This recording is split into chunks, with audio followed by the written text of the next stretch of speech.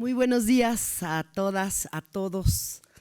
Espero que estén muy bien. Muchas gracias los que están escuchándonos a través de las redes o del canal del Congreso, y también bienvenidas a todas las personas que vinieron y se dieron un tiempo para acompañarnos hoy en esta presentación del libro Por una cancha pareja. Quiero saludar a quienes nos acompañan aquí en el panel, los autores del libro. Primero saludo al doctor Roberto Grajales, doctor en Historia Moderna por la Universidad de Oxford. Desde 2017, Roberto es director ejecutivo del Centro de Estudios Espinosa Iglesias. Fue el coordinador general de la encuesta ESRU de Movilidad Social en México en los dos últimos levantamientos, 2011 y 2017. Experto en movilidad social e igualdad de oportunidades, ha publicado trabajos en revistas especializadas de México y el extranjero sobre otras materias, así como el desarrollo humano y antropometría histórica. También me gustaría darle la bienvenida al doctor Luis Monroy Gómez Franco, quien cuenta con un doctorado en Economía por la Universidad de la Ciudad de Nueva York. Luis es profesor asistente en la Universidad de Massachusetts e investigador asociado externo en el CEI. Está convencido que la economía no funciona en el vacío y por ello es necesario considerar siempre factores históricos e institucionales en sus investigaciones, que ha ocupado de desarrollo económico, de movilidad social y la desigualdad de ingresos y oportunidades. Y bueno, este libro, tal y como comenta en la nota introductoria, quiero contarles, es un esfuerzo para explicar pedagógicamente que la desigualdad es la principal causa por la cual no podemos basar el desarrollo de nuestro país en la meritocracia. Hay condiciones de origen que ocasionan que el talento no sea suficiente para tener mejores condiciones de vida, y que la movilidad social es más una cuestión de suerte que de empeño. Y por eso quiero platicar hoy con los autores y preguntarles justamente eso. Quisiera hacerles la primera pregunta. 1. ¿La meritocracia existe? Cualquiera que quisiera contestarnos, y para empezar a entrar un poco en el tema de lo que es nuestro libro Por una cancha pareja, igualdades de oportunidades para lograr un México más justo. Bueno, muchas gracias por la invitación y por tenernos aquí. Un saludo a todos los que nos acompañan el día de hoy. Es para nosotros un placer discutir estos temas que creemos que son fundamentales para entender mejor el país, justo en la Casa del Pueblo. Y creo que la pregunta que nos haces es muy interesante, justo por la discusión pública que vemos en redes sociales y también fuera de redes sociales, ¿no? La idea de meritocracia es esta noción de que debemos de asignar el acceso a recursos y beneficios dependiendo el mérito o los méritos que haga una persona, ¿no? Y el problema es, bueno, ¿qué es el mérito, ¿no? Que es como la pregunta esencial si queremos organizar a la sociedad así. Y el mérito tradicionalmente se le ha considerado como un elemento al cual solo unos cuantos tienen acceso. En la época pre-Revolución Francesa se consideraba que una persona nacía siendo meritoria y ya nada más era cuestión de que lo revelaras ante tus pares, ¿no? Y después se fue asemejando a la consecución de credenciales de cualquier tipo, ¿no? De académicas, profesionales, en donde pues, si solo tienes acceso a esas credenciales, ya puedes tener acceso a mejores salarios, empleo, demás. Pero lo que deja de lado la visión meritocrática es que el acceso a esas credenciales o el acceso al mérito no es universal, ¿no? Entonces, eso hace que cosas que quisiéramos que todas las personas tuvieran acceso para poder desarrollarse en lo que quieran ser o hacer, esté restringido si lo basamos en el mérito, porque si no tienes acceso porque naciste en comunidades en donde no hay escuelas, en donde el acceso a la educación está sujeto a tener cierto nivel de ingreso o tener la capacidad de viajar cierto número de kilómetros para tener acceso a la educación, lo que ocasiona es que te quedas aislado o fuera de esta distribución de recursos, ¿no? Entonces, cuando tomamos a la meritocracia como principio organizador, estamos volviéndonos ciegos a todas estas desigualdades estructurales que al final del día moldean de forma importante cómo es la trayectoria de vida de las personas. Ya lo que decimos en el libro, y uno de los cálculos que están ahí, es que en el caso mexicano, al menos la mitad de la desigualdad que vemos en el país se debe justo a todas estas desigualdades fuera del control de las personas, ¿no? En un mundo meritocrático, la desigualdad solo dependería de cuánto esfuerzo le echan las personas. Exacto. Pero en el caso mexicano, no. En el caso mexicano lo que vemos es que la mayor parte de la desigualdad viene de cosas que ya no están dentro de su control, ya sea el ingreso de los padres, la educación de los padres, en qué parte del territorio nacional viven, cómo son tratados dependiendo de su género, de su tono de piel, de su adscripción étnica. Entonces, todos esos factores que son construidos socialmente o que dependen de factores fuera del control de la persona, en el caso mexicano son lo que genera primordialmente las diferencias en las trayectorias de vida y, por tanto, alegar que podemos establecer una meritocracia sin más, pues es ignorar todos estos factores y, en cierta medida, legitimizar esas desigualdades. Uy, y es interesantísimo además. Compañero, por favor. Pues sí, antes que nada, te agradezco, diputada, por la invitación. Ahorita lo jalo. Te agradezco por la invitación, diputada. Y sobre la pregunta en particular, para complementar lo que ya ha dicho Luis, primero, reforzar esta idea de que si partimos de la idea de una organización meritocrática, en el caso mexicano lo que nos muestra la realidad es que no se puede operacionalizar en términos de su naturaleza. ¿Por qué? Porque hay muchos factores que interfieren, ¿no? Y esos son los factores que constituyen al país en un país altamente desigual, donde esa desigualdad se explica, al menos en la mitad de ella, por esos factores sobre los que no tenemos control. Es decir, Luis mencionó 3 tipos de factores, ¿no? La condición de origen en el hogar, básicamente educación, recursos económicos. El segundo, el territorio, ¿no? El territorio mexicano, no únicamente en términos de regiones, que es muy marcada las diferencias en distintos indicadores sociales, sino también en el tipo de territorio, por ejemplo, urbano-rural, ¿no? Y la tercera, que tiene que ver con una desigualdad que está íntimamente ligada o asociada a la desigualdad de oportunidades, que es todo lo que tiene que ver con desigualdad de trato, ¿no? Es decir, las características personales de las personas, género, es decir, adscripción étnica, tono de piel, somos mujeres o somos hombres, ¿no?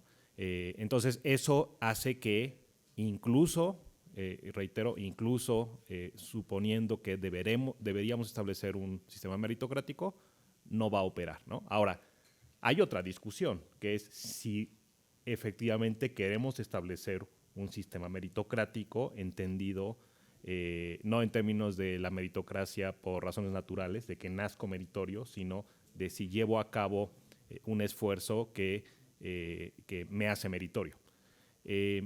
Y ahí, más allá de que nosotros en el principio del enfoque de igualdad de oportunidades planteamos la necesidad de que haya un esfuerzo y que el esfuerzo sea lo único que genere las diferencias y no las circunstancias, sí hay que pensar en términos de eso a dónde nos lleva, en términos de resultados, ¿no? Porque si nosotros empezamos a encontrar un resultado donde empiezas a generar concentraciones de ganancias que te llevan a constituir esa concentración en las circunstancias de las siguientes generaciones, entonces hay que volver a pensarlo, ¿no? Y ya casi termino, y ya sé que ya tienes ahí algo que comentar, pero esa parte es muy importante y por eso nosotros en el libro lo que hacemos decir es hay que pensar el contrato social en términos del enfoque de igualdad de oportunidades, pero al enfoque de igualdad de oportunidades también hay que reconocer que puede tener ciertas debilidades que deben ser cubiertas, como por ejemplo cómo establecemos pisos mínimos de bienestar, de tal manera que al tenerlos no convirtamos el no tenerlos en circunstancias de las siguientes generaciones. Qué maravilloso, porque además lo explican muy bien y creo que una parte, bueno, primero por el título me voy a ir, ¿no? Por una cancha pareja. Y ustedes hablan en un momento de Lionel Messi, ¿no? Como un futbolista. Y yo recordé, por ejemplo, que yo tengo una iniciativa de igualdad salarial que justamente cuando estaba el Mundial, vimos, estaban jugando las mujeres de Tigres, ¿no? El equipo femenil de Tigres y el equipo varonil de Tigres. En el equipo varonil de Tigres, el máximo goleador, que no metió ni un solo gol para hacer ganar a su equipo, ganaba 20 millones de pesos. Y la deportista que metió todos los goles de Tigres, ganaba 30,000 pesos y que hizo ganar al equipo. Entonces ahí yo pienso justamente en, como ustedes lo llaman, el echaleganismo, que además me encantó el término, ¿no? El echaleganismo, porque pues todos le echan ganas, pero entonces aquí ¿cuál es la diferencia de que un jugador de Tigres que no metió ni un gol gane 30 millones de pesos y dónde está aquí la cancha pareja donde la mujer que metió todos los goles y que hizo ganar al equipo gane 30,000 pesos? ¿No? Ahí, por ejemplo, todos los postulados que ustedes proponen, que además yo leía y decía, bueno, es que es muchísimo para hacer una cancha pareja. Por ejemplo, a mí me encantó, déjenme buscarlo, ¿dónde está? Porque también hablan de bienes y servicio.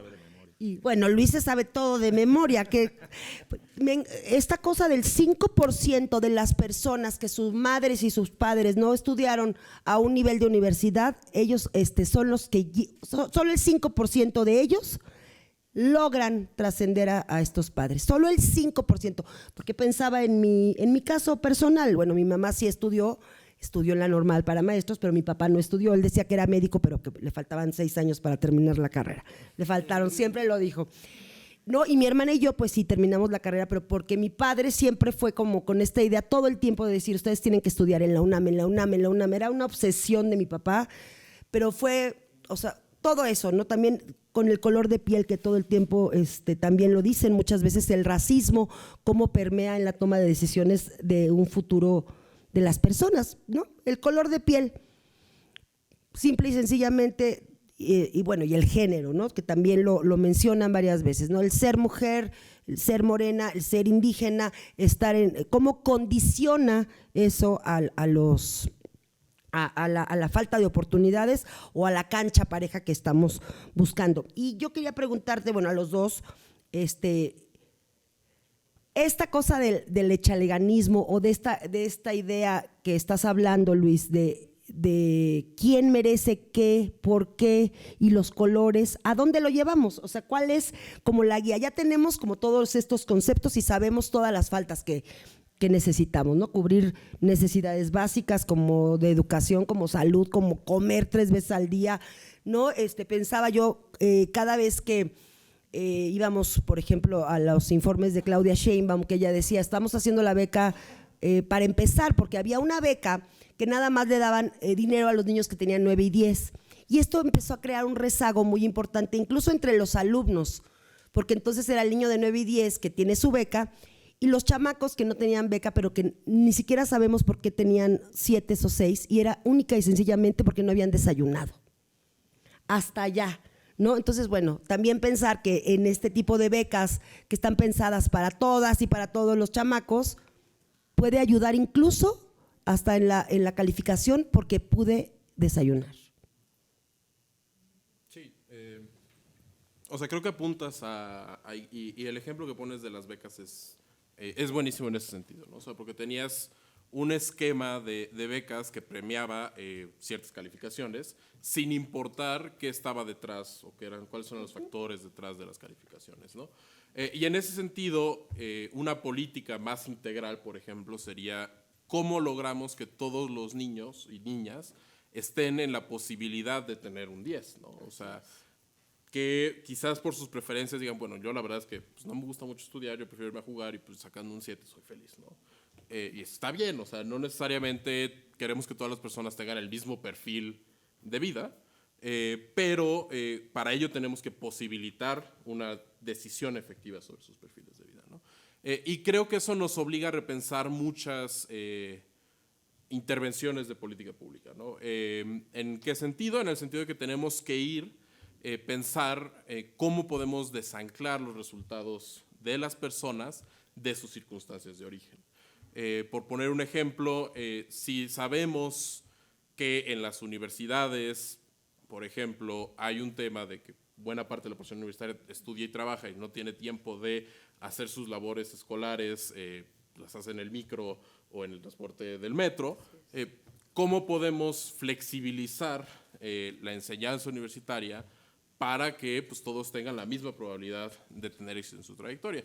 Ahora, como bien decías, realmente si nos concentramos en la universidad, pues estamos concentrándonos, desafortunadamente en el caso mexicano, en una minoría, ¿no? Por todas las trabas que hay en el camino de la trayectoria de vida hasta llegar allá. Y ahí es donde entra el papel de los sistemas públicos.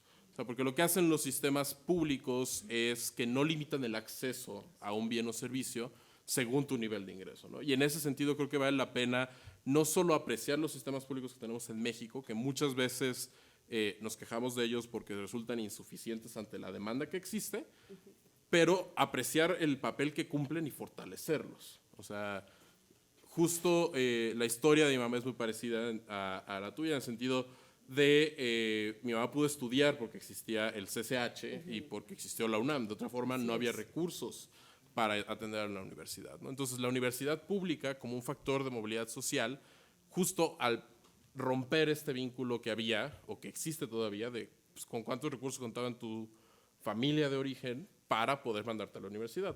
Porque esos recursos no solo operan en el momento en que terminas la prepa, ¿no? Sino que, como bien mencionas, se van acumulando desde pues, si pudiste desayunar todos los días que ibas a la escuela en la primaria, o si pudiste tener un ambiente durante la secundaria en el que podías estudiar, en el que podías dedicarte al estudio y no tener que cuidar, por ejemplo, a tus hermanos, porque tus papás trabajaban todo el día.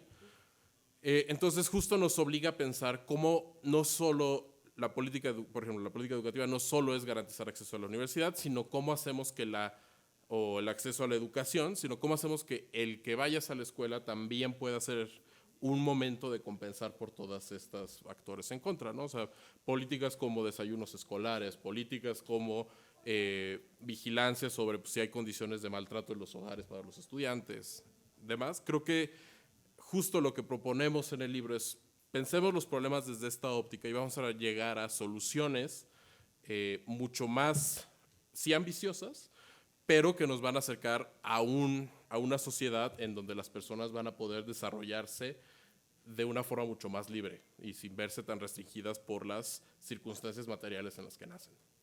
Muy bien, Roberto. ¿Y hacia dónde vamos? O sea, con todas estas características que vemos, porque además es un mundo, ¿no? De repente puede ser una persona que nació con todas los privilegios, pero no, como dice Luis, no le gustó estudiar, y a una persona que no tiene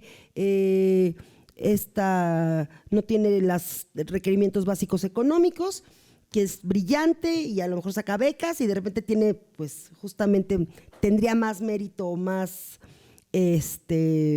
¿cómo llamarlo? Sería más lógico que una persona que ha estudiado toda su vida, que está capacitada, ¿no? Pero no tiene a lo mejor los nexos o los conectes, vamos a llamarlo así, ¿no? Ahí, ¿para dónde nos vamos? O sea, Roberto, yo creo que o sea, la pregunta que haces es muy importante porque pues básicamente lo que me estás preguntando es pues, ¿cuál es el papel del Estado mexicano en un contexto de alta desigualdad de oportunidad como en el que vivimos, que se refleja en una baja movilidad social? Y ahí tú fuiste mencionando muchos ejemplos, esto del 5 de cada 100 versus 65 de cada 100, el de las discusiones que se han dado en esta Cámara sobre un piso mínimo salarial para las deportistas, ¿no? Y nosotros lo que planteamos en el libro son varias cosas. Una, y por ahí deberíamos comenzar, es ¿cuál es nuestro mecanismo nivelador de oportunidades potencialmente más efectivo? Pues nuestra respuesta es el Estado, ¿no? Es decir, la idea del Estado, la idea de un gobierno que operacionalice esta idea de la igualdad de oportunidades. ¿Qué significa eso? ¿Significa paternalismo? No, más bien tú lo que estás intentando es que el Estado se constituya en el mecanismo que dote a la población de capacidad de agencia, es decir, dote a la población de capacidad de decisión efectiva, ¿no? Esa es una primera parte. Ahora, la segunda es ¿cómo? Y el cómo tiene que ver, sí, con servicios públicos de calidad, sí con bienes públicos de calidad, pero también tiene que ver con regulación. No estoy hablando de prohibiciones, estoy hablando de regulaciones. Y ahí, esa segunda parte, ahora podemos regresar a la primera, ¿no? Pero digamos, en la segunda parte, cuando mencionabas lo de los salarios mínimos para las deportistas profesionales, mucho de la discusión que se da, mientras terminábamos el libro, empezaban a darse todas esas discusiones y escribíamos algunas columnas al respecto para dar respuesta a algunas ideas que hay sobre el asunto. Y entonces, una de las ideas más acentuadas en la idea de la gente es que en realidad esta persona que gana 20 millones los gana porque todo está determinado por la demanda y la demanda manda. Y la ¿no? demanda manda. Así Y yo no estoy en contra de que la demanda y la oferta encuentren un equilibrio, pero lo que sí tenemos que detenernos a pensar es cómo se construye la demanda, ¿no? Entonces, la demanda se construye sobre ideas, hay ideas preconcebidas sobre, por ejemplo, el valor del esfuerzo de una deportista versus el esfuerzo de un deportista, ¿no? ¿Qué pasa si el fútbol organizado no hubiera iniciado con torneos de hombres hace más de 100 años en Inglaterra? ¿Qué pasa si hubiera empezado con mujeres? ¿Qué pasa si el primer mundial no hubiera sido de hombres, si hubiera sido de mujeres? ¿Qué pasa si la primera liga profesional hubiera sido de mujeres y no de hombres? ¿La demanda sería igual? No necesariamente. No lo sabemos porque no tenemos la capacidad empírica de replicar el ejercicio muchas veces para ver al final cuál es el resultado.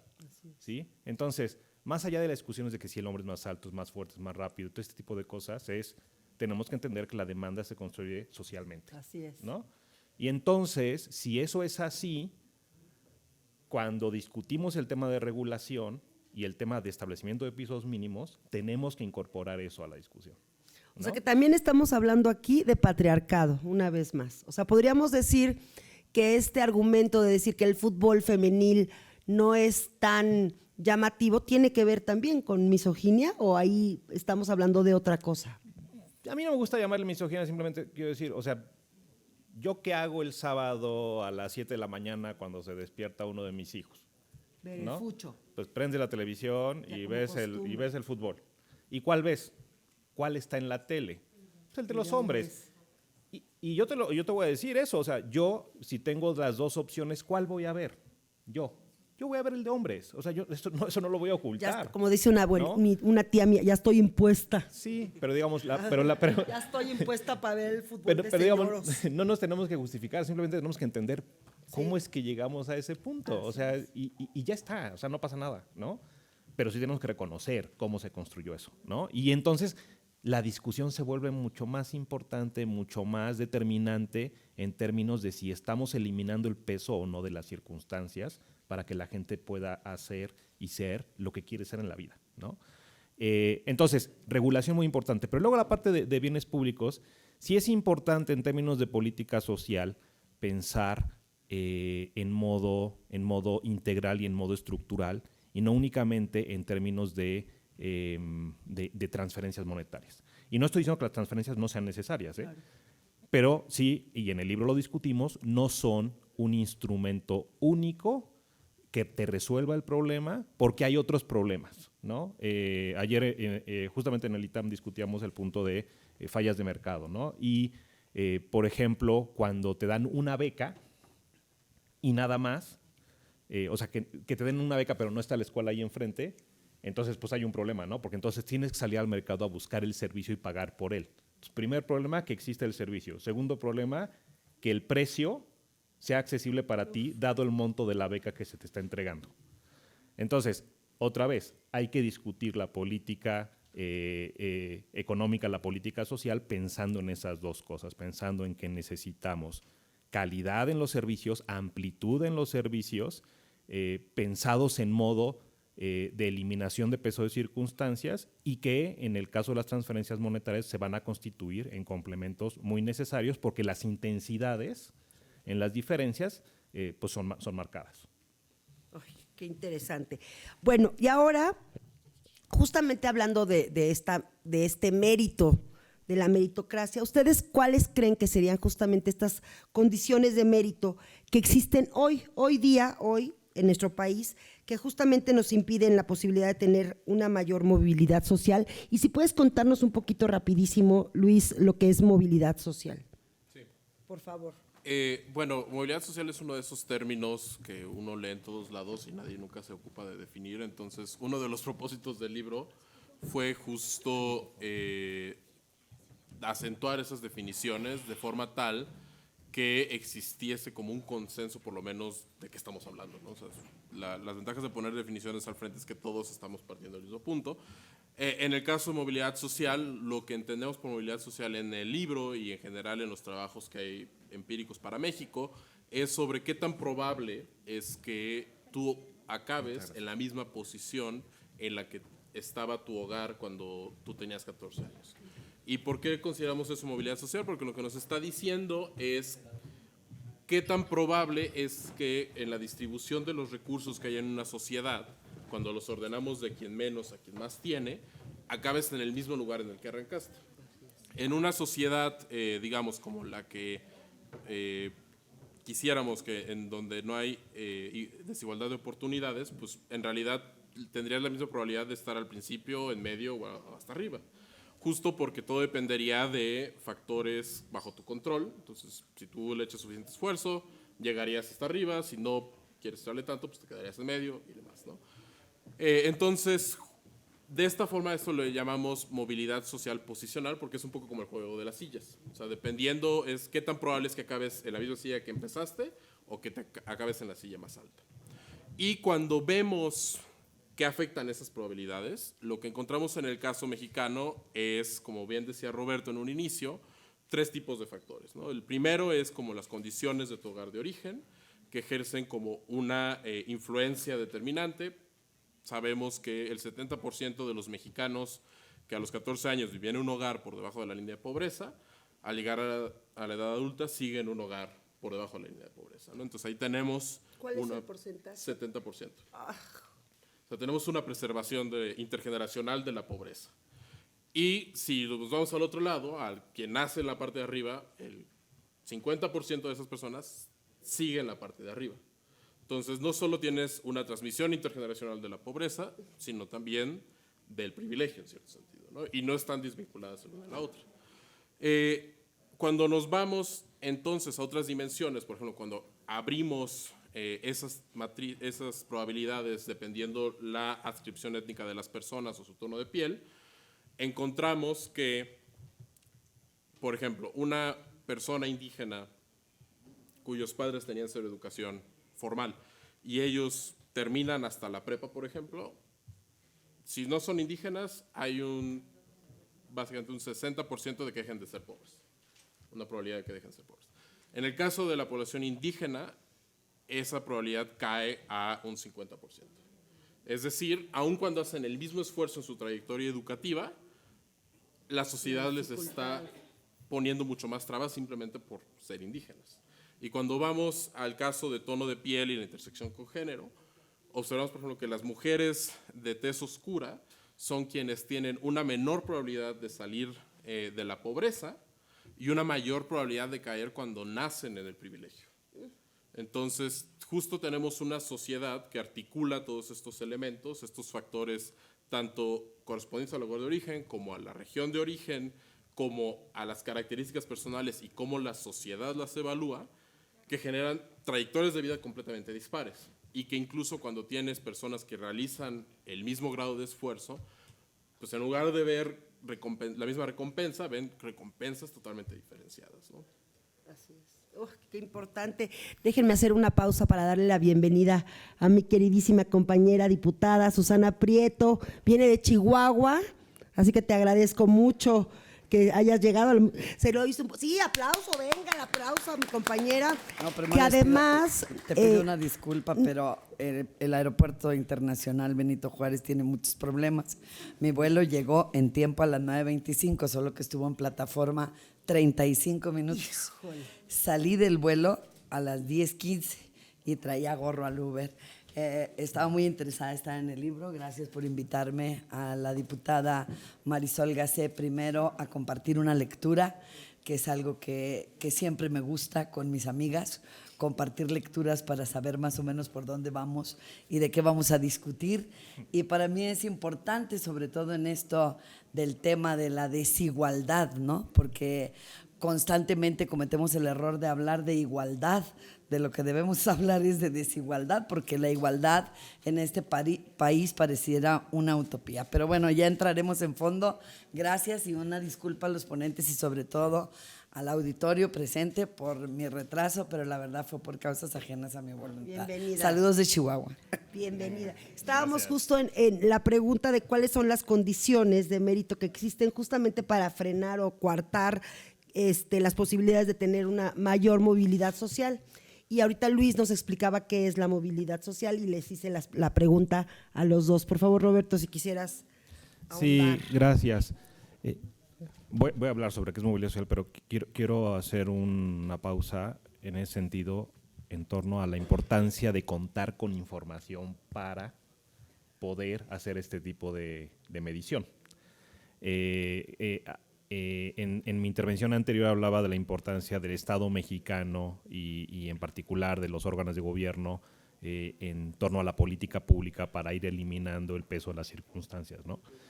Pero una parte muy importante para el Estado mexicano es contar con un diagnóstico que nos permita identificar de mejor manera las problemáticas, ¿no? Y, por ejemplo, la Cámara de Diputados, pues qué mejor que cuente con la información más precisa y más amplia para justamente poder identificar este tipo de problemáticas.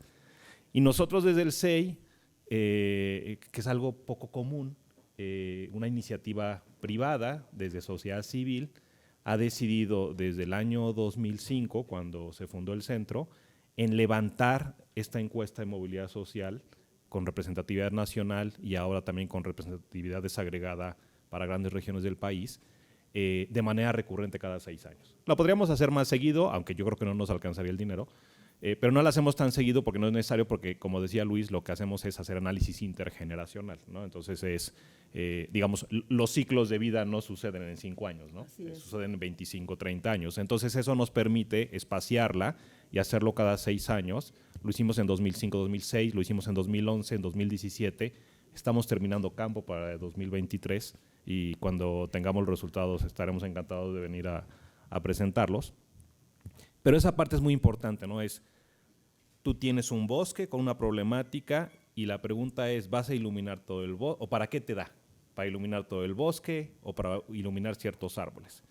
Y en el caso de movilidad social, nosotros lo que hemos hecho con la generación de la información es ir iluminando ciertas cosas en particular. Una, y que se constituyen en los 3 tipos de factores que mencionaba Luis y que ya mencionaba yo también, ¿no? Pero la pregunta básica que te haces cuando te la haces sobre movilidad social es si la condición de origen de la persona es la principal determinante de su opción de logro en la vida. Si la circunstancia es el determinante, entonces, ¿qué es lo que esperas? Pues que no haya movilidad social. Si la circunstancia no pesa, entonces habrá movilidad social, habrá fluidez social, habrá permeabilidad social. ¿Qué es lo que pasa en México? Lo que ya describió Luis, ¿no? Ahora, ¿qué tan intenso es? Pues resulta que si solamente preguntáramos sobre condición socioeconómica de origen, educación y recurso económico, pues tendríamos este primer dato que mencionó Luis. Pero si preguntamos, como lo hacemos ahora, o como lo hacemos desde 2011, no únicamente a jefatura de hogar, que tradicionalmente en este país se declara en un hombre, y que tiene una historia eso, ¿no? Sino que, como lo hacemos ahora, le preguntamos tanto a mujeres como a hombres independientemente de la jefatura de hogar, pues te das cuenta que el suelo pegajoso existe para las mujeres y que el techo de cristal existe para las mujeres y que el piso falso, es decir, las mujeres que nacen en privilegio y pierden esa posición, también existe, ¿no? Y por eso también en 2017, siguiendo el ejemplo de INEGI, hicimos un levantamiento que incluyera tono de piel, ¿no?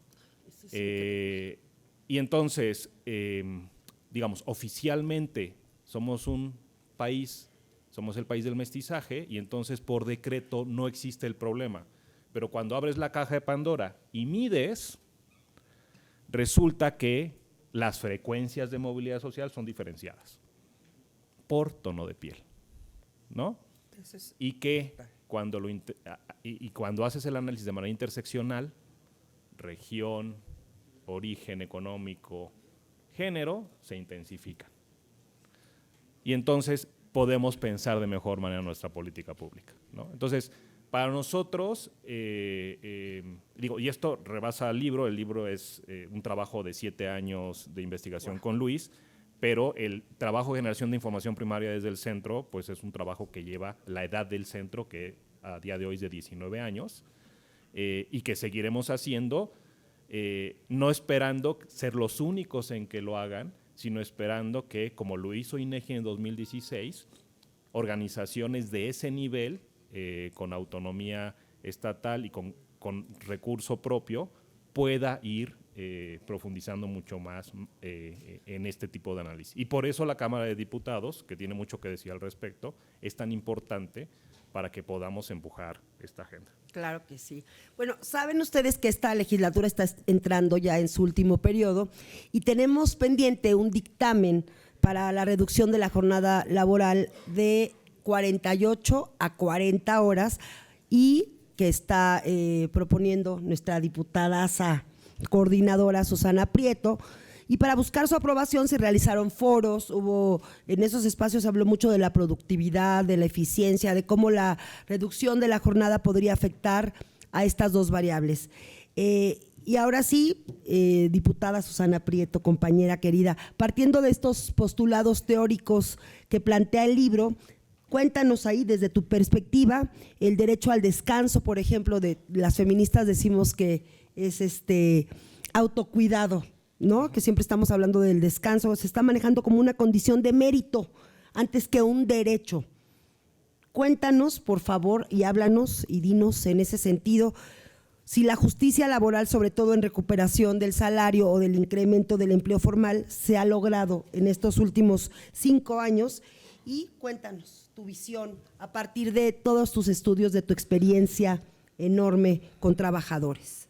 A mí luego no me gusta hablar de esas cosas que ella me pide que hable, porque bueno, ya sabrán ustedes que yo no soy política de partido, de esas que cuidan formas y quién se va a enojar. Yo soy lo que ven. Primero que nada quiero decirle a los autores de los libros que, pues primero lloré porque son 2 hombres los autores de los libros, donde hablan de esta gran desigualdad que seguimos viviendo día con día las mujeres en nuestro país. Porque estoy totalmente segura que en su encuentro en París, que narran en el propio libro, había muchas mujeres también que pudieron ser invitadas para tener una perspectiva de género más abundante dentro del libro. Y si ustedes tienen esta periodicidad en las investigaciones que realizan, yo como mujer, que no como diputada, ya en julio termino una patada y adiós, les pediría que en su próximo libro, y conociendo las nuevas estadísticas, los nuevos números, invitaran a una mujer a que nos dijera a los hombres y a las mujeres, con perspectiva de género, qué piensa de estos números. Lloré otra vez, porque cuando leía sus líneas me acordaba de mi abuelo Daniel diciéndome: ¿usted cómo alega? Entienda, el que nace pobre se muere pobre.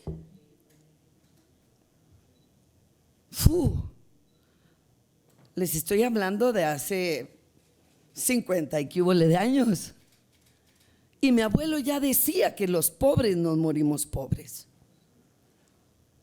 Claro que yo, ustedes verán que soy de ese 3% de mujeres que nacieron pobres, que luego mi papá le sumaba a mi abuelo y decía: su mamá y yo ya le resolvimos la mitad de la vida. Y luego volteaba, yo me le quedaba viendo a mi papá y decía: ¿cómo? ¿Por qué? La hicimos blanca. Lloré mucho cuando leí el libro. Recordé mi vida, recordé mi niñez, recordé mi pobreza, lo que hemos sufrido para escalar, ¿no? Estos escalones que los compañeros hasta gráficamente nos dan. Siempre vuelvo a mi origen cuando los leo. Lloré mucho porque creo, como diputada, que de pronto, después de leer el libro, me encuentro con que no tenemos nada que hacer. Las políticas públicas en un país donde la gran mayoría son personas de piel café u obscura y la gran minoría es de tez blanca, ¿qué hago? Me siento impotente. Yo no pedí ser blanca, ¿verdad? Es el favor me lo hizo mi papá y mi mamá, ya lo dijo mi padre. Pero soy mexicana y honrosamente mexicana y de origen humilde y digo, bueno, y como ¿qué vamos a hacer desde la perspectiva de las políticas públicas para solucionar este gran problema? Establecen claramente para mí la diferencia entre la meritocracia, ¿no? Que digo, el pendejo de Salinas Pliego, por ejemplo, ¿no? Exacto. Hablando de perdón, digo, aquí lo que dices, ¿verdad? El esfuerzómetro, lo que le echas ganas, es lo que logras en la vida, es completamente falso. Yo estoy totalmente segura que con todo y que tengo origen humilde, con todo y que llevaba el 50% de la ventaja, dizque porque decía mi papá que era blanca y también las estadísticas del libro lo dicen, y con todo y lo que me esforcé en la vida por salir de la pobreza, porque le hice una apuesta a mi abuelo de que se iba a salir de la pobreza y lo logré. Pero fue por oportunidades que se me dieron en la vida que no se le dan a muchos hombres y mujeres que se han esforzado 500 veces más que yo en la vida.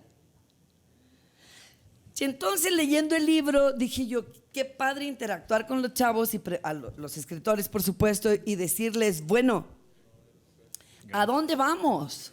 ¿Qué tipo de políticas públicas puede generar este país después de un diagnóstico que no me debe hacer llorar a mí, debe hacer llorar al país? Sí. Están la diputada y los compañeros autores Luis y Roberto, los autores del libro. Vean lo que dice La Jornada hoy. Grandes fortunas en México se amasaron con bienes públicos. Y luego los grandes beneficiados, Carlos Slim, Larrea, Salinas Pliego y Roberto Hernández. Todos blancos.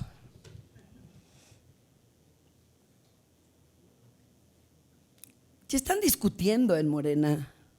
Oye, es que este es el discurso mismo de la 4T. Sí, pero tenemos una iniciativa de reducción de la jornada laboral, pero no de la reducción de la jornada laboral en sí. Eso fue algo que yo me inventé para que la clase obrera del país entendiera mi iniciativa.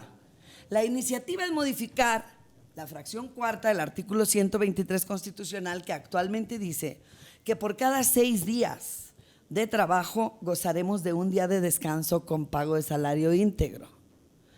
Y entonces, la iniciativa consiste en que por cada 5 días de trabajo gocemos de 2 días con pago de salario íntegro. No soy Martin Luther King, que me acosté y tuve un sueño y de pronto esa iniciativa llegó. Dios mío, es estadística pura. Como dicen los compañeros, ¿no? Los diputados tenemos que estar en los números de la OCDE, de la OIT, de todos los organismos internacionales. Nos dicen que México es el país que más horas trabaja en el mundo. Y es el más mal pagado de toda América Latina, con todo y los 5 años que tiene el presidente Andrés Manuel López Obrador, incrementando históricamente el salario mínimo. Y Carlos Slim sale en una reunión con el presidente de la República al inaugurar el aeropuerto de Tulum y le preguntan, oiga, ¿y la iniciativa de las 40 horas? Es una ocurrencia, una tontería, una babosada eso. Deberíamos trabajar nada más 3 días, 12 horas diarias para aumentar la edad de jubilación a 75 años. Hasta eso que en un parlamento abierto, yo me reí mucho porque digo, la verdad los mexicanos somos sumamente creativos, como también lo dice el libro. Cuando dijo eso en sus declaraciones, sale la clase obrera y dice, ja, ja, ja, te dicen el peladas, no consigo trabajo a los 45, ¿crees que tú me des a los 74? Leído de la gente, no de mí. Entonces, hacemos esto y después dice, no queremos las 36 horas y los 75, quedémonos en las 48, porque la mano de obra mexicana no tiene cero productividad. No producimos. Oye, güey, en el Parlamento abierto te dijeron que no es cuestión de mérito, es que nos tienes explotados. Trabajamos jornadas laborales exhaustivas, por eso no puedes tener productividad. Porque entre más trabajamos, menos producimos. Nosotros llegamos pilas aunque lleguemos tarde como yo, ¿no? A la hora que llegamos al trabajo y traemos toda la energía.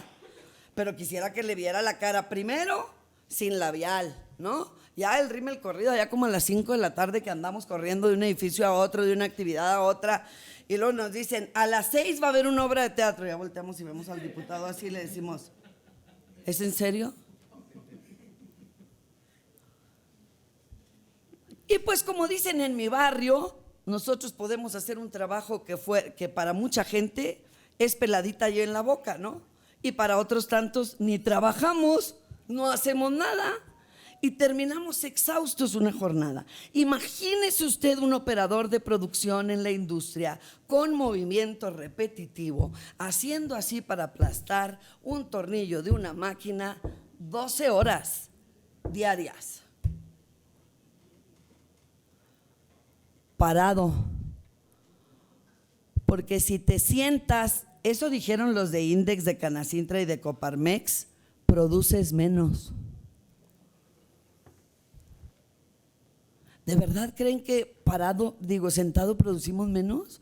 ¿Que de veras con las piernas con ardor, con la planta de los pies? Porque solo quien no ha estado 12 horas diario parado no sabe lo que es eso. Una cosa es leer las cosas y otra cosa es hacerlas, ¿no? Y entonces, pues este gran potentado que tiene a los mineros de Chihuahua en la sierra, laborando 12 horas diarias, y en todo su grupo Carso, que tiene ya todas las concesiones de minas, ya le entró al petróleo, se está llevando el oro, se está llevando la plata, se está llevando el plomo, se llevó Teléfonos de México, se convirtió en el comunicador número 1 del mundo con base en una empresa que nos dijeron que estaba quebrada, tiene utilidades incalculables. Si se devalúa la moneda gana, si sube gana, y por todo gana. Pero él sigue teniendo una gran influencia. ¿Por qué recarajo nos mandan los empresarios? No podemos tener políticas públicas en este país si seguimos correspondiendo a los intereses del empresario y no al del trabajador. Me pregunta la diputada, ¿hemos avanzado con este aumento al salario mínimo? Sí y no. Porque en 5 años se ha aumentado como 142% el salario mínimo real. Cuando llegó Andrés Manuel estaba en 88.36. Ahorita en la franja fronteriza está en 375. En el resto del país 248. Ella me preguntó mi opinión. Primer error. ¿No nos habla el libro del sur y del norte? ¿Por qué ganan menos en el sur que en el norte?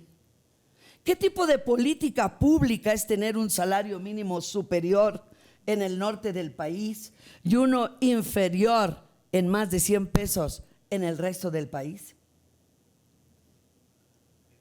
¿Es una política pública que nos puede llevar a esta movilidad social de la que nos habla el autor del libro? Tendríamos muchas cuestiones que hacernos de ahí. Ahora bien, ¿quién está obligado a aumentar el salario? El patrón que le paga el mínimo a sus trabajadores. El mínimo, por ejemplo, en la revisión de los tabuladores de este año, se come 5, 7 y hasta 9 categorías de una empresa. Es decir, el 20% me lo vas a aumentar en el norte del país y yo ganaba 312.44 pesos diarios. ¿Sí? Pero si ganaba 315, ya no me vas a aumentar el 20%, porque ahora ya se mueve con otra regla legal, que nadie puede ganar menos del mínimo. Entonces, el que gana 320, 319, se va a una tabla del 17%, con ese aumento del 20 al salario mínimo. Y luego, el que gana 350 pesos se va con un 6% a ganar 375. Me gusta ser un poco más gráfica con esto porque es un poco complicado que los trabajadores lo entiendan, pero yo sé que aquí hay puro chipocludo, les veo cara de inteligentes y me están entendiendo muy bien. Los 8 que llevábamos. ¿Qué pasó? ¿Qué pasó con estos aumentos al salario? Se generó un embudo. Cuando llega el presidente de la República, Andrés Manuel López Obrador, el compañero que era montacarguista en una maquila, pues tenía un trabajo especializado y ganaba 3 veces el salario mínimo. Cuando leemos la ley de Infonavit, vemos que normalmente los créditos se le otorgan a quien gana de 2 veces el salario mínimo o más. ¿Quién va a tener derecho a un crédito de Infonavit? En la base operaria con un salario de 375 pesos por 2.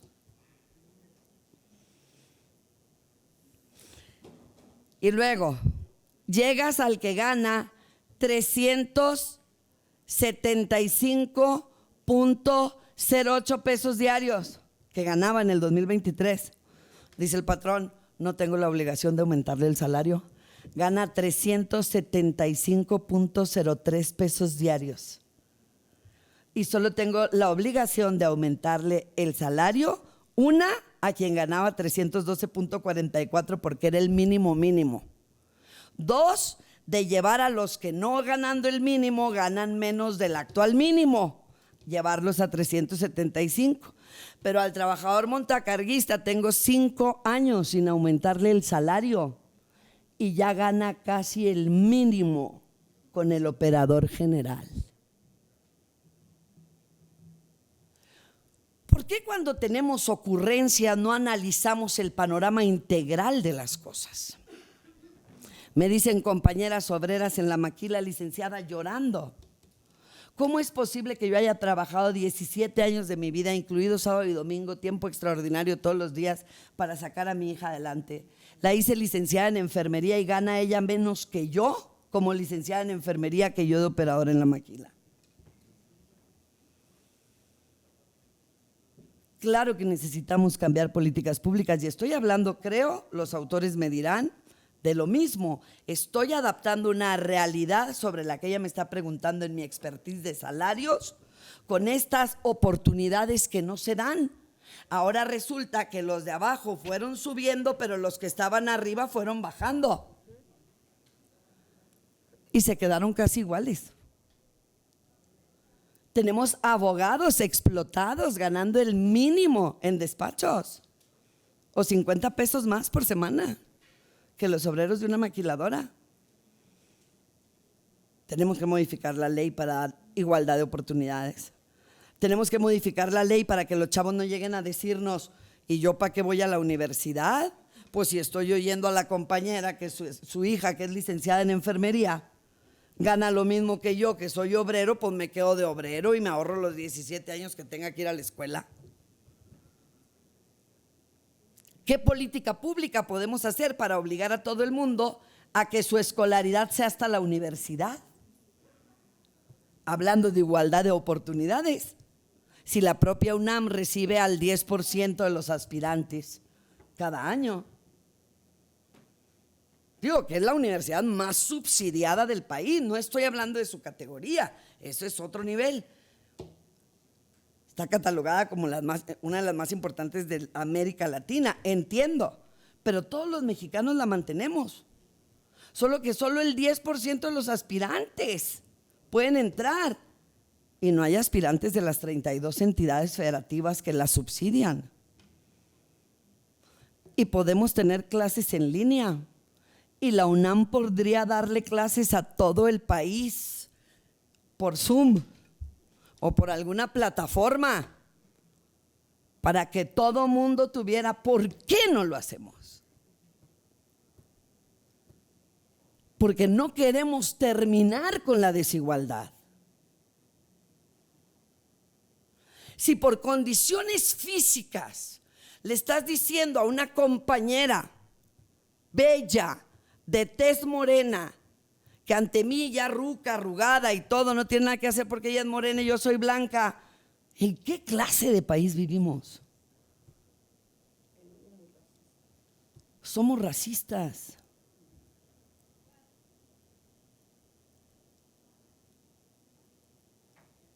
Es una barbaridad, y entre todos, porque es trabajo de todos, ¿no?, de los diputados, debemos convencer al presidente de la República y a todos los diputados de todas las facciones parlamentarias que reducir la jornada laboral, bueno, no es reducirla, es aumentar el día de descanso, y el derecho al descanso es un derecho humano,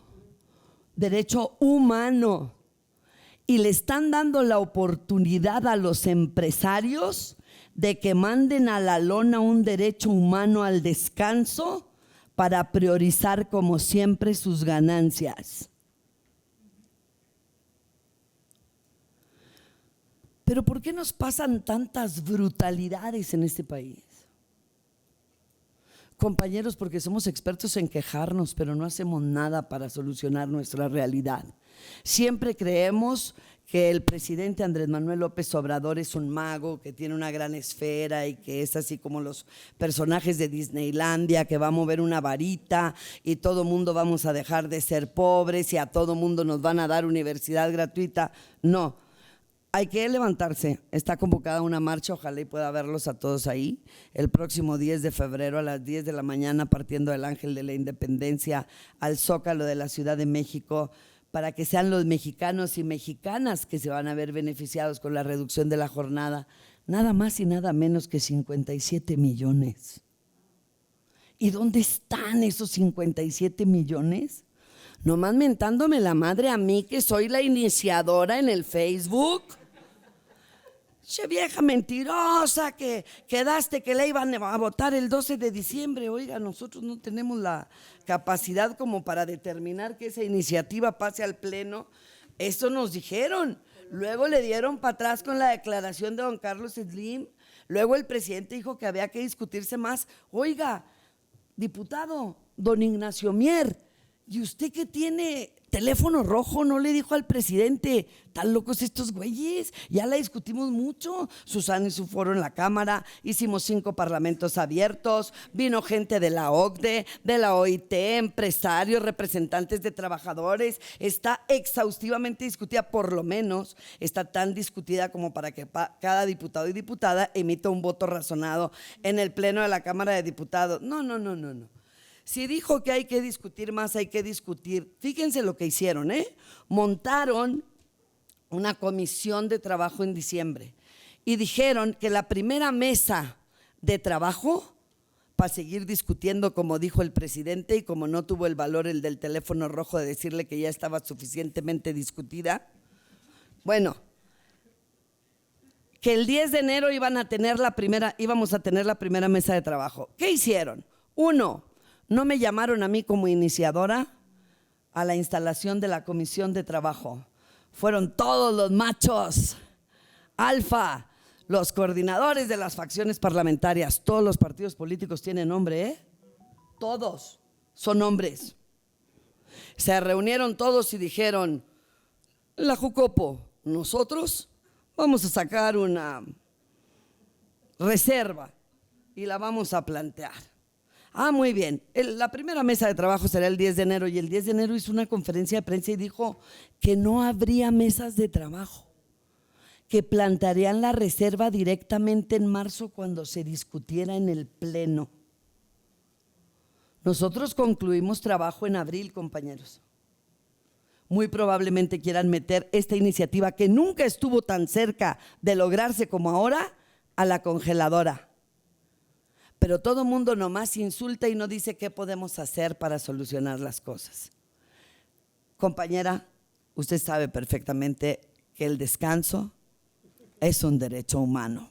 Por eso es usted nuestra presidenta de esa comisión, y gracias por hacer la pregunta. El resultado, pues a lo mejor no le guste a nadie, ¿no? Luego me llaman y me planchan, así se usa. Te van a planchar, ¿qué quiere decir? No te van a dar el uso de la palabra, no va a pasar ninguna iniciativa, no vas a pasar a la tribuna a presentar ninguna de tus iniciativas. Estás planchada por indisciplinada. Este país no puede cambiar si seguimos con medias tintas quienes decimos que queremos transformar. 10 de febrero, 10 de la mañana, Ángel de la Independencia. Muchas gracias a mi amiguísima, a mi querida diputada Susana Prieto por sus palabras. Y justamente me gustaría ir cerrando con los doctores, con nuestros autores, preguntándoles justamente hablando de colores y de género. Ahí sí directito, ¿qué políticas públicas serían necesarias implementar para que el género y la raza, el color de piel, dejen de ser un factor que merma la movilidad social de las personas en México? Por favor, Luis.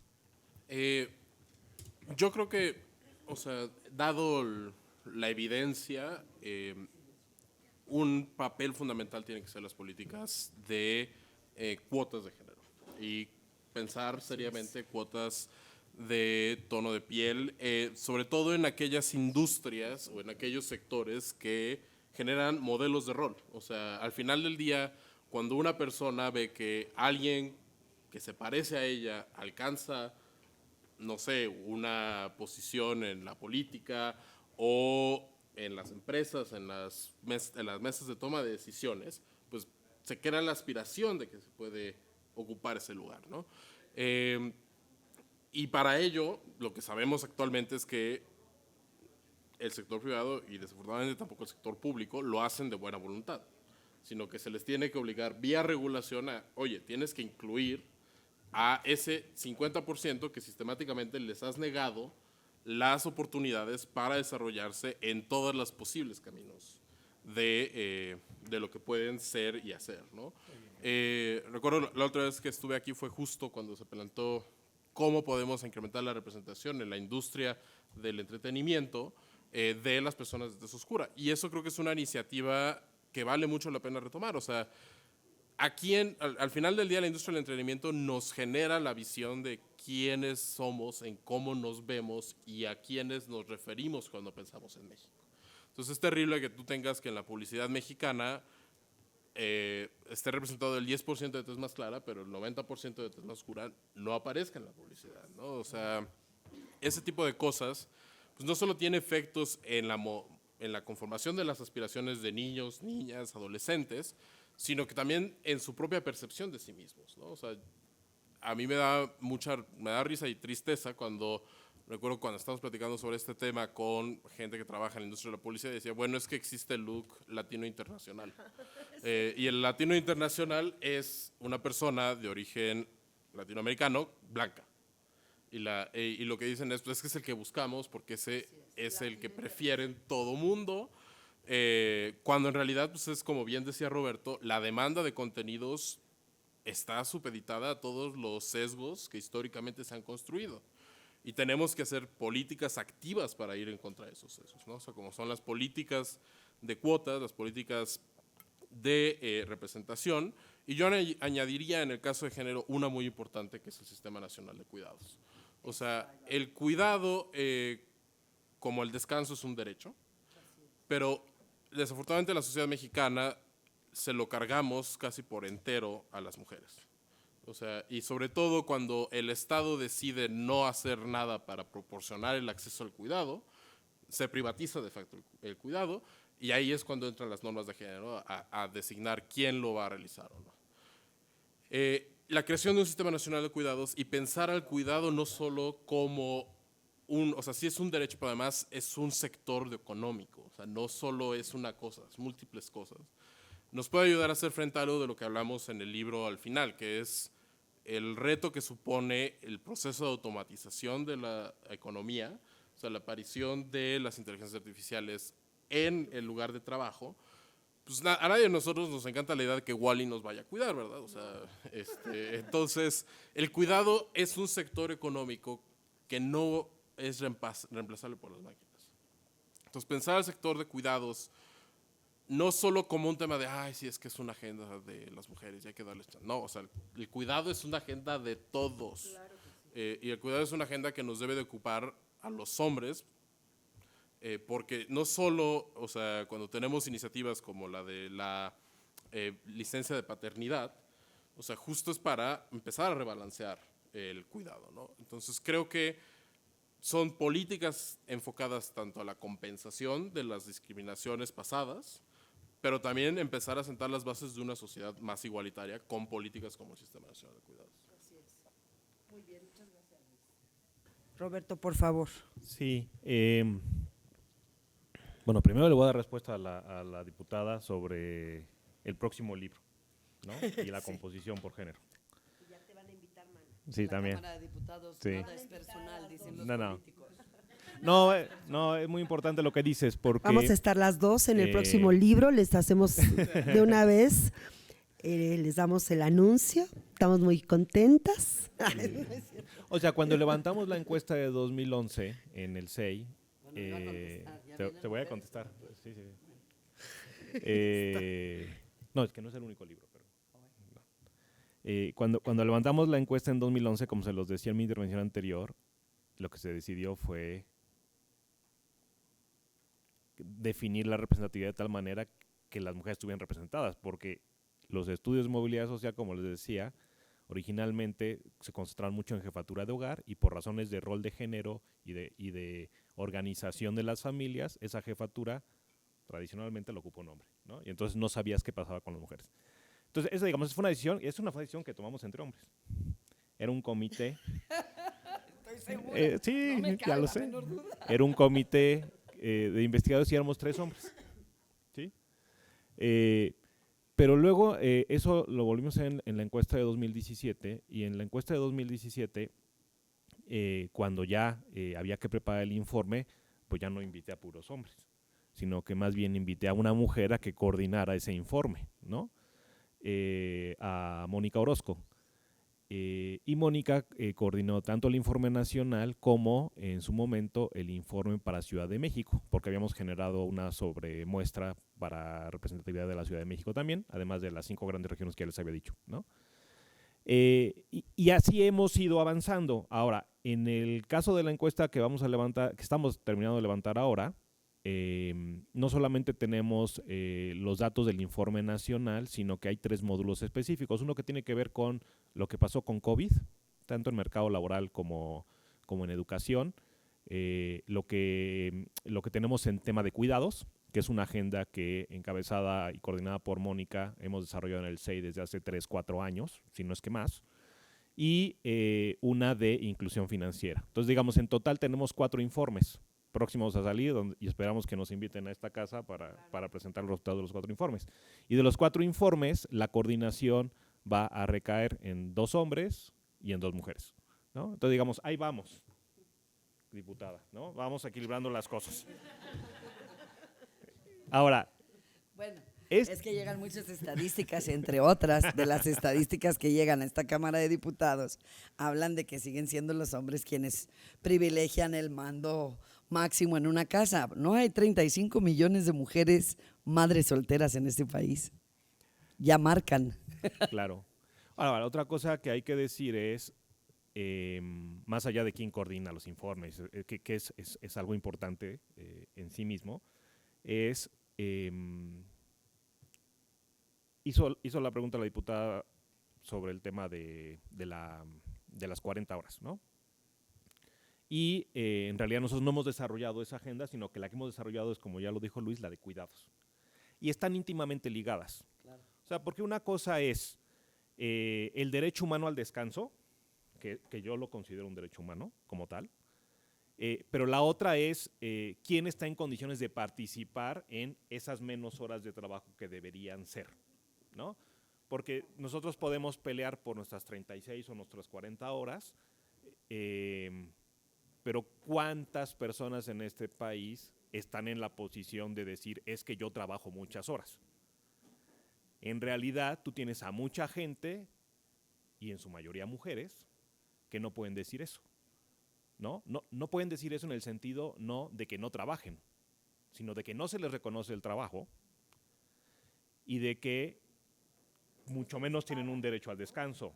Sí, no se le, con todo lo que implica, ¿no? Entonces, Todo el mundo la piensa parte que de la cuidados- mamá o la hermana es la que tiene que cuidar al abuelito, al señor enfermo, y Así no es, hay un pago ¿no? por eso, ¿no? Entonces, digamos, yo creo que son dos agendas que tienen que ir muy de cerca entre ellas y que de manera natural se tienen que convertir en términos de sus impulsores en aliados, ¿no? Porque es un mismo problema, pero visto desde el otro lado de la moneda, ¿no? En el caso de cuidados, por ejemplo, acaba de sacar INEGI esta encuesta sobre sistema de cuidados y entonces ya es mucho más claro cómo las cargas y las responsabilidades son total. Digamos, ya no es que lo sepamos, pero no tenemos el dato, sino que ahora ya lo podemos confirmar y reconfirmar con los datos que acaba de sacar INEGI, ¿no? Entonces, a mí me parece que esa agenda, en conjunto con la otra, tienen que ir de la mano.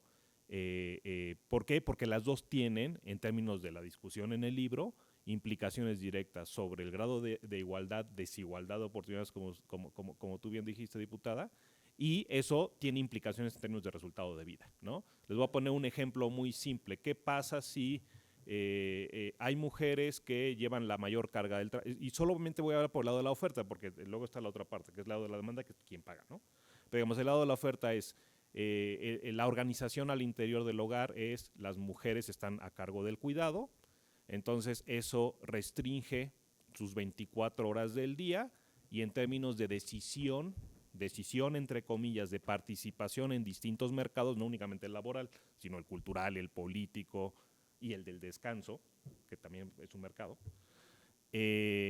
no tienen el mismo espacio de elección que sus pares. En este caso, hombres, si estamos pensando en familias heterosexuales, ¿no? Entonces, ¿dónde está el espacio de elección para las mujeres? Es distinto. Entonces, el número de oportunidades o el espacio de oportunidades para las mujeres es distinto. Dado eso, el espacio de realización de vida de las mujeres es distinto y te lleva a estos resultados que se encuentran en las frecuencias de movilidad social de suelo pegajoso, techo de cristal, piso falso, ¿no? Entonces, eso te obliga a pensar la política pública en distintos términos. Uno, en quién está dentro, con el trabajo reconocido y remunerado. Otro, quién está fuera y de las personas que están fuera, quién en realidad sí está llevando a cabo un trabajo, ¿no? Y quién en realidad está decidiendo quedarse en ese trabajo no reconocido. Y si se queda en ese trabajo no reconocido, hay que empezar a reconocerlo. Y la otra muy importante, quién no está en condiciones de poder elegir de manera libre.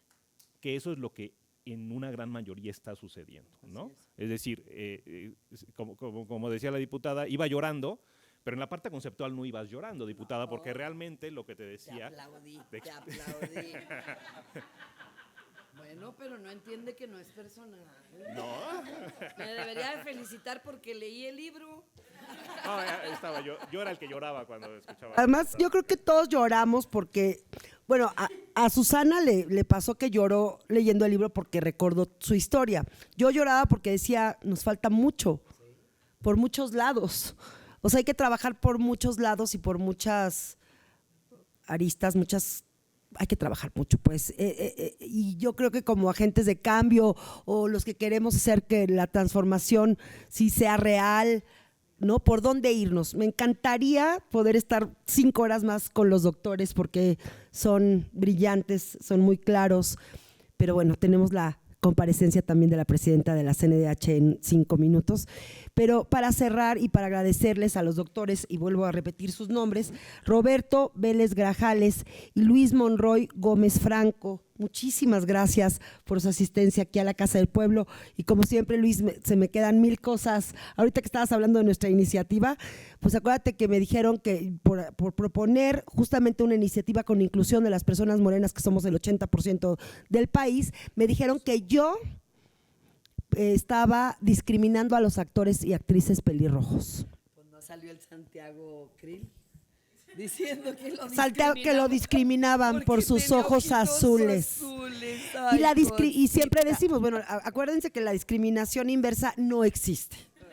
no existe, es ciencia ficción. El racismo y la discriminación es una. No, ahora tengo compañeras actrices que dicen, pero es que ahora piden latinas y yo soy rubia, me discriminan en el cine. No, mamacita, eso no es discriminación. No hiciste bien el casting o vete tú a saber. Les agradezco mucho. El libro está en venta aquí, descuentazo en 170 pesos, así que cómprenlo. Es un gran libro para entender por dónde vamos a hacer nuestras políticas públicas y me parece que seguir hablando del sistema de cuidados, que ese va a ser nuestro próximo foro. Querido Luis, querido Roberto, están invitadísimos siempre. Susana, pues tú aparte estás en mi vida, así que siempre vas a estar. Les agradezco mucho a todas y todos. Dudas, preguntas, háganoslo saber en las redes. ¿Cuáles son sus redes, por favor? Díganlo acá a la tele. Bueno, yo estoy en Twitter, ahora X, como @mgf91 y ahí para seguir la conversación. Muchas gracias. Está medio difícil el de Luis. Mejor pongan Luis Monroy Gómez Franco y les va a salir el MGF. Que además es el activo en redes. Pero bueno, yo tengo mi cuenta, Roberto Vélez G, también en X. Y todo lo que tiene que ver con el SEI en SEI MX. Ahí encuentran mucho del trabajo que hacemos, tanto Luis como yo, como todo el grupo de investigadores, tanto internos como externos que están asociados al centro.